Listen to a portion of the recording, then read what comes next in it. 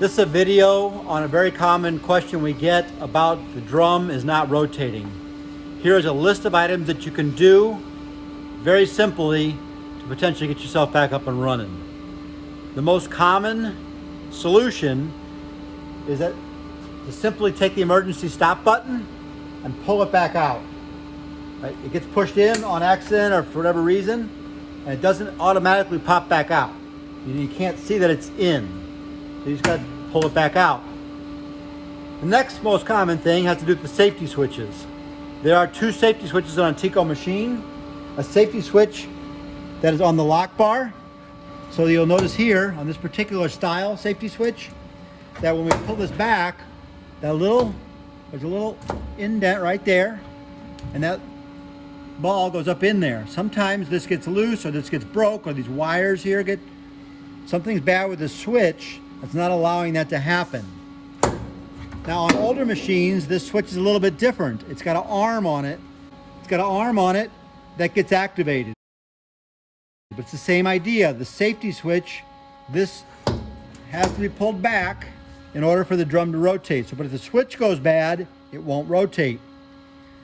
This other safety switch that we have to do has to do with the guard. On our newer machines, the guard system is like this. There's a little key here that gets tied to the guarding itself so that when somebody opens it up, it turns the machine rotation off.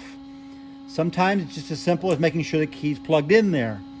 Again, sometimes the switch can get loose on there and its mount, or it's bad, or there's something wrong in the wiring. On all the switches, if you've got problems or questions, make sure that you have a qualified electrician come and test that. If you've got any questions about whether or not your switch is working. The safety switch for the guard on some of our older machines is a little bit different, but the concept's exactly the same. The guard style on the older machines looks like this, and the arm on that looks like this. But again, you're just going to check it, make sure it's good shape, the wires are in good shape, and it's in operating condition. The other thing that we often get for rotation has to do with electric, once again. So it has to do with electric inside of the box.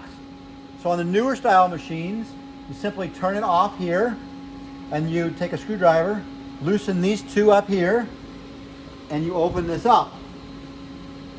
At this point, you have access to electric in here. Again, if you're not comfortable with electric, do not do this. I would only have a qualified electrician get inside of this box and do any kind of testing at all.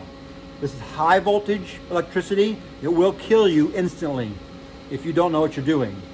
So make sure that you have a qualified electrician doing anything inside of this box. But I'm just going to show you what potential easy problems happen. Sometimes, if you take a look at this box here, this is a picture of our newer machines here. You'll see some numbers there, and there'll be a code. Sometimes that code flashes.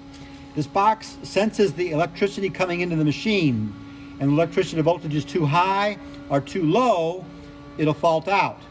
And at that point, it's as simple as turning this knob here off, letting it be off for 1 minute, at least 1 minute. Longer is better, and then turning it back on. And what you're going to do, by doing that, you'll reset this, and the machine often just starts back up again. The older style machines that we have may not have this button here. They may have a switch on the back for off and on. So you're going to pull this lever down and push this lever back up. So you're going to cycle the power off and on, and it'll reset whatever error code was there. If the error code comes back in a week or two or a day or later in the day, you can call us, schedule an appointment with our technician. He can help you set the parameters and decide what to do with the error code. The other common thing that we get is sometimes there will be an issue with the incoming power. You don't have enough power, and in this case, the main wires come in right there. Again, I'm not going to stick my fingers in there because those are live wires. Very, very high voltage wires. Do not have anybody, a qualified electrician, come in here and do this. But they can test the electric to make sure electric is the right voltage across all legs of the electric there. Another important thing to test is here we have breakers. Make sure all the breakers are on. On the older machines, there's fuses here. But you want to check the voltage on the bottom side of the fuses. And again, your qualified electrician will know how to do that. He'll know how to check these fuses and make sure that you've got electric going to the machine through the fuses. So power coming in and good fuses or good breakers are another very common problem that we have for drum not rotating. So that pretty much takes care of the electric, the safety switches. Now we're going to talk more over the mechanical side of things, and we're going to move back here to the motor to real quick checks. We've removed the guarding on this particular machine. You can see right here is where the guarding goes on the newer machines. If you've got an older style machine, the guarding does not remove like this. You're going to have to take and unscrew the sheet metal that's on there, and that'll give you access to what we're going to take a look at here today. So what we're going to do, Teco machines all have an electric motor.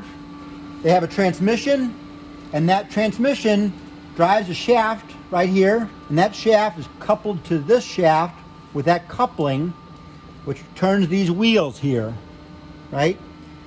Going back here, the older style machines have an electric motor that's 90 degrees here, and it's got a transmission that's a little bit bigger than this one, and it's a 90 degree, often they're red in color.